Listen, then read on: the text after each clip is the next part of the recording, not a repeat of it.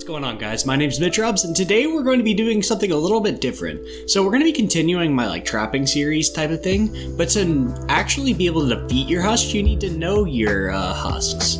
So today we're going to be going over the types of Husks in Fortnite Save the World, and we'll have Mist Monsters as a separate video. So we're going to be going over things like what kind of targeting they have, everything about these Husks so that you guys are better prepared in killing them. So if you like this video, leave a like on the video and consider subscribing to my channel where I'm going to be coming out with more videos like this to help you guys out. And as well as view my TikTok, I have a Discord channel. You guys have the links in the description, so go click on all of them. That might take too much time, so maybe one or two is fine, but whatever. So we're going to be doing the types of Husks in this video. So one of the things that I want to actually go over with this is that there are different types of Husks and they work differently. And I know that's a shocker, but still. So we're going to have, I want to classify them into three types of Husks in different targetings. So the types of targeting that we're going to basically have are structure targeting Husks. So these go for the structures around your objective. We're going to have objective targeting Husks that go for the shortest path to the objective. And then we're going to have assassin targeting. So these are going to go for the players. And each of the Husks generally fit into these categories.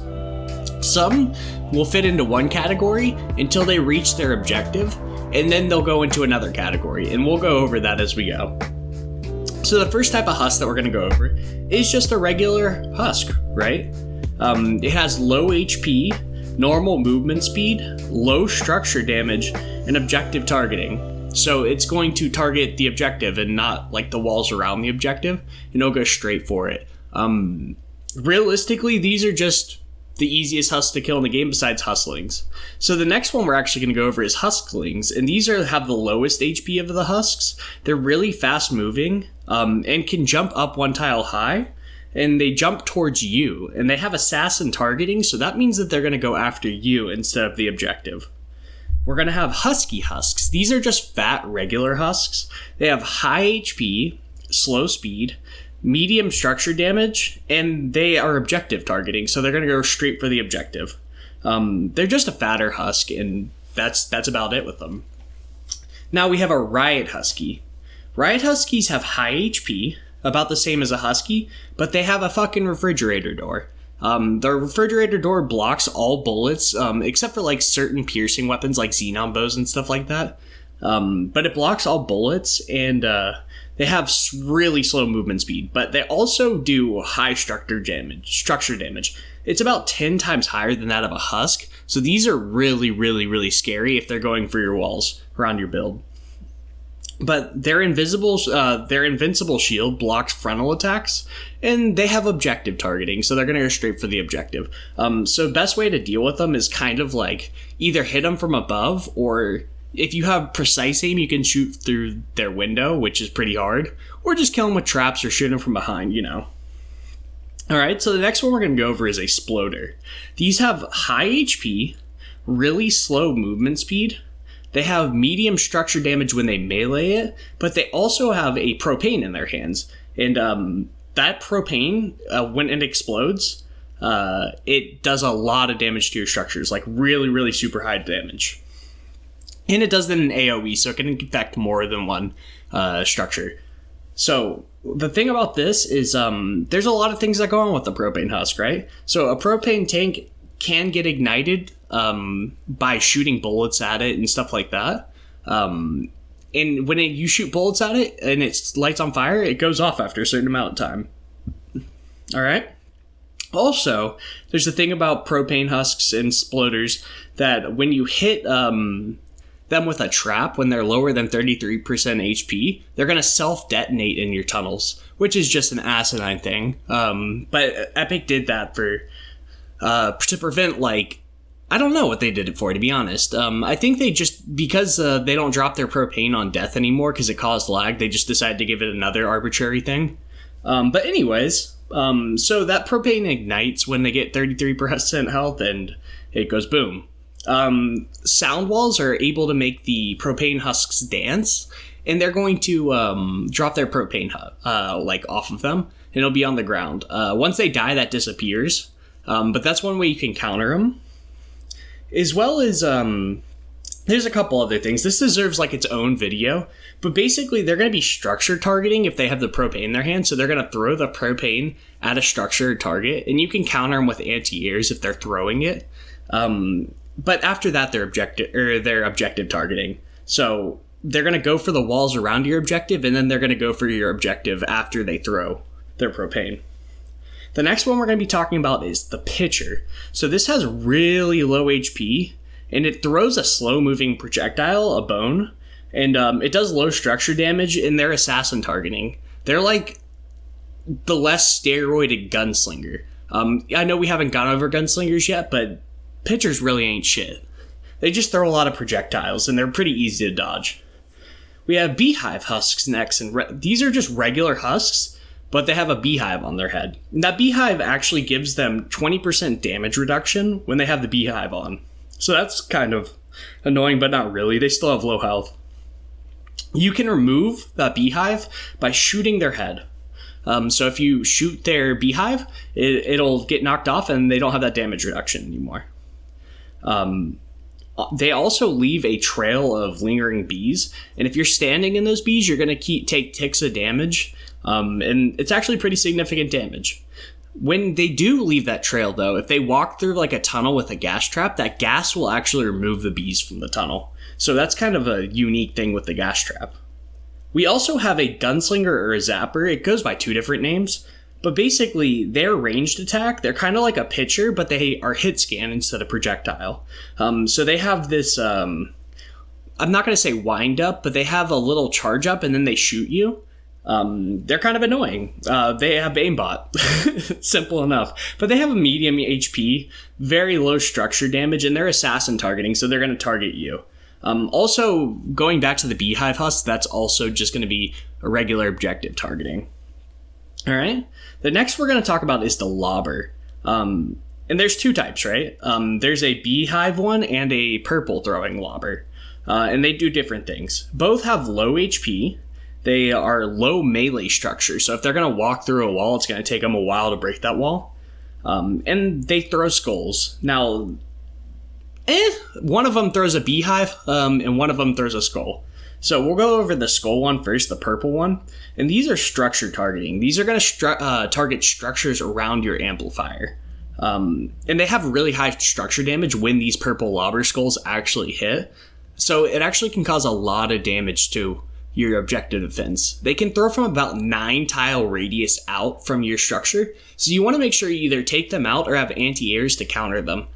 Generally, it takes 2 double reload anti-air traps to counter 1 lobber. So if you're just letting it free throw, 2 anti-airs with double reload is going to be your best bet. Now, you can also put up a lobber shield and just make sure that everything is covered from 9 tiles out unless they have to walk through a tunnel.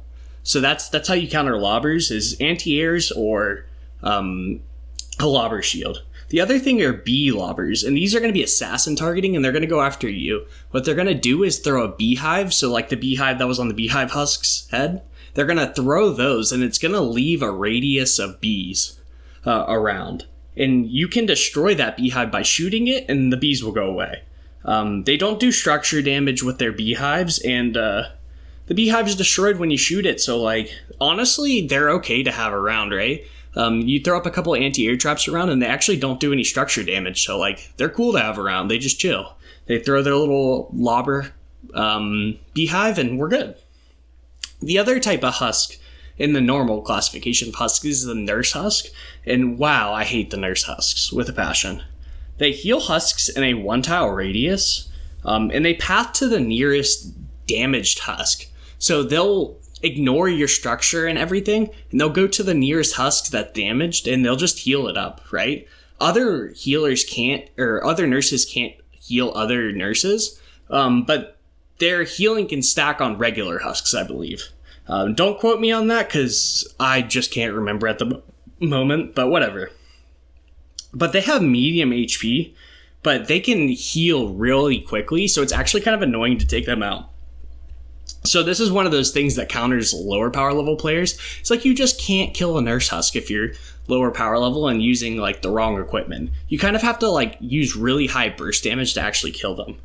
But yeah, I mean, it's not too hard. The other thing we're going to go about these is there can actually be elemental husks. And basically the way it works is it's like Pokemon, right? If you're using a fire weapon on a nature husk, it's going to do 100% of the damage listed. If you're using a water weapon on a fire husk, 100% of the damage listed. If you're going to be using a lightning weapon or a nature weapon on a water husk, it's going to do full damage. And then you rotate it back the other way. So if you're using water on nature, it's going to be 33% damage. It's going to be lightning on fire is going to be 33% damage. Fire on water is going to be 33% damage. If you're using if you're using fire on fire, it's going to be 66% damage. Water on water, 66. Lightning on lightning, 66. In physical, if you use it against an elemental, it's going to be 50% damage. But against, basically all the physical heroes, it's going to be 100%. And if you're using those elementals against the physical, it's just going to be 66%. There's also energy, which does 75% to everything. So it's basically just kind of like a general use type of element. And that's why you see so many people use it. Fire and lightning can also kill chrome huskies, which are event husk that really is whatchamacallit, kind of annoying. So you want to invest in a fire and water element weapon. They also play a part. If you have an elemental husk with fire, they're going to do more damage to wood. If you have a husk with water element, they're going to do more damage to brick. And if you have a husk with nature element, they're going to do more damage to metal. So if you have a nature element husk, don't build out of metal because they're going to do double damage. If you have a husk with water element, don't build out a brick because they're going to do more damage, and vice versa, right?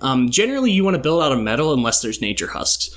Sometimes with metal corrosion you don't, but that's at your discretion.